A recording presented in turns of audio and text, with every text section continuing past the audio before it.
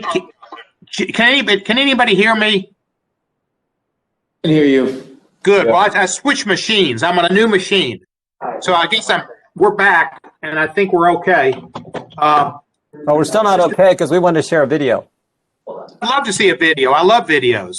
Right. I don't know anything about any permission being asked or not asked or anything else. We're not able to show it, Mr. Chairman. I mean, we'd like to. What is the video? Give me an idea. A video of people objecting on January 6, 2017, to the counting of the electors when President Trump won on January 6, 2017. Well, I have no idea. I don't know anything about that, but the fact is that's not really particularly, and I don't mean to be argumentative or anything, Mr. Jordan, but that's not relevant. We're not going into anything that happened with any of that stuff. Not relevant? The chairman of the House Administration Committee just released a 2,000-page report going after 140, oh, not part of this hearing? You got to be kidding me. 140 some Republicans? That's the House Administration Committee, not us. That's not part of not part of this hearing, and I don't really know. Well, she's a member of the Judiciary Committee. She's not a member of this subcommittee, and as you well know, she's a member of the Judiciary Committee. So what? That doesn't mean she's not a member of the subcommittee. Well, Ranking Member Johnson just read a letter talking about this very issue. This is entirely relevant. That report comes out a few days ago, and you have this hearing this week. Just coincidence? The report was. Let me suggest. If some technical difficulty is preventing that video, why don't you just describe the video so we understand it, and let's proceed. I'll read my statement. President Biden campaigned on a promise of unity, but Democrats in the House, like Chairman Lofgren, are putting together reports that attack Republicans, over 140 Republicans. Mr. Jordan. Let's be clear. Chairman Lofgren's report is a 2,000-page. We can't see you now. I can't see him. We're gone out.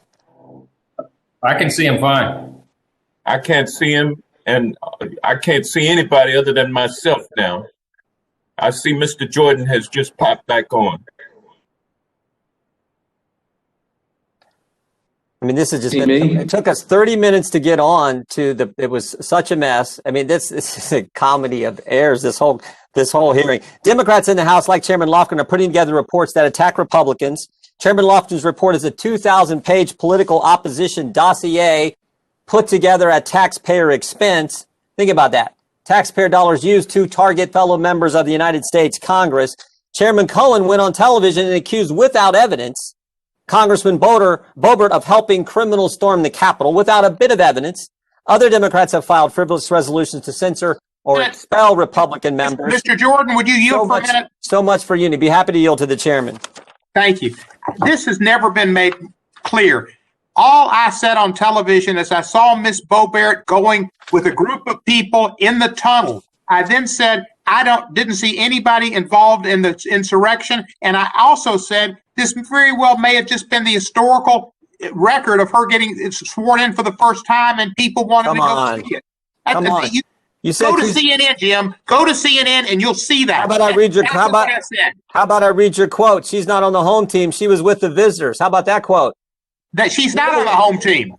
When you tweet 1776, you're not on the home team. But that doesn't have anything to do with her leading the insurrectionists. I said she specifically could have just been going up there for a celebration. You know what you did, Mr. Chairman. Other Democrats have filed frivolous resolutions to censor or expel Republican members. Go on with so much for unity. Was it my time, or are you just going to run the whole thing? Is it my time? It's your time to you continue with your calumny. Excuse me, I didn't hear what you said. Continue with what? Your calumny. Oh, well, I'll continue with presenting the truth. These same Democrats spent 4 years accusing President Trump of colluding with Russia. Allegations we knew at the time were false, and now the whole country knows are completely false. 19 minutes, Mr. Chairman, 19 minutes into President Trump's term, the Washington Post read a headline, quote, "The campaign to impeach President Trump has begun." President Trump wasn't even done with his inaugural address, and you guys were working with the media to impeach him. And of course, the video I wanted to play talks about what happened on January 6th. But I'll tell you what I'll do. I'll just read from it. I'll read from the congressional record. Congressional Record, House of Representatives, Washington, Friday, January 6, 2017. Mr. McGovern, Mr. President, I object to the certificate from the state of Alabama. Mr. Raskin, state of Florida, he objected to. Ms. Jayapal, Mr. President, I object to the certificate from the state of Georgia. Ms. Lee, Mr. President, I object to the state of Michigan. Mississippi, Ms. Jackson Lee, Mr. President, I object. Mr. Grijalva, Mr. President, I object to the certificate from the state of North Carolina. Ms. Jackson Lee, Mr. President, I object to the state of North Carolina. Ms. Jackson Lee, I object to the votes from South Carolina. Ms. Jackson Lee, Mr. President, I object to the votes from Wisconsin. Ms. Maxine Waters, the state of Wyoming, is there one United States senator who will join me in this letter of objection? So Democrats, think about this. January 6, 2017, the chairman of the Rules Committee can object to Alabama, a state President Trump won by 30 points. Hello? Yes, sir. You need me? Yeah, you should probably mute, though, Mr. Chairman, so I can, while I'm talking. Again, one more comedy of errors in this committee hearing. Mr. Raskin, the lead impeachment manager, can object to Florida in 2017. And Maxine Waters, chairwoman of the House Financial Services Committee, can object to Wyoming, a state that President Trump won by 40 points. But somehow Republicans, Mr. Chairman, aren't allowed to object to Pennsylvania, where they changed the law unconstitutionally in 3 different ways.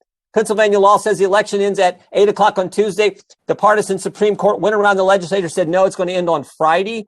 State election law says, for mail-in ballots, there has to be signature verification. Secretary of State, partisan Secretary of State said, nope, we're not going to do that. And for 2.6 million ballots, they didn't follow the law because some elected Democrat, not the legislature, decided that. I can't object to Pennsylvania, but Democrats are allowed to, on January 6, 2017, object to Wyoming and Alabama. I mean, you've got to be kidding me. For 4 years, there was no let up in trying to overturn the 2016 election. In fact, here's what Hillary Clinton said fall of 2020. She said last fall, the election was stolen, and she called President Trump illegitimate. 4 years after he was elected.